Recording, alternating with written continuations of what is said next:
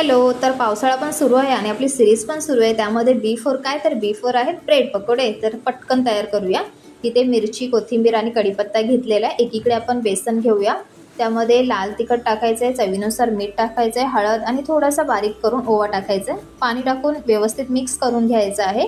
दुसरीकडे आपण बटाट्याची भाजी जी आहे तिला फोडणी देऊया. त्यासाठी मोहरी टाकायचे, जे साहित्य बाकीचं आहे ते टाकून घ्यायचे, चवीनुसार मीठ, वरून कोथिंबीर, बटाटा टाकून छान मिक्स करायचं आहे.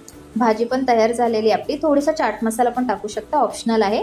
दुसरीकडे ब्रेड घ्यायचे, त्रिकोणी कट करायचे आहेत. एका साईडला बटाट्याची भाजी आपण लावून घेणार आहे आणि दुसऱ्या साईडने कव्हर करणार आहे. हो, पण त्याआधी जर चॅनलवर नवीन असाल तर सबस्क्राईब करा. सी फॉर काय असेल त्यासाठी. तर छान असं बेसनमध्ये मिक्स केल्यानंतर तेल गरम झालं की दोन्ही साईडने फ्राय करून घ्यायचं आहे. आणि ते गरमागरम आपले ब्रेड पकोडे तयार आहेत. आणि कशी वाटली रेसिपी हे पण सांगा आणि व्हिडिओला लाईक करायला विसरू नका. Bye bye. Thanks for watching.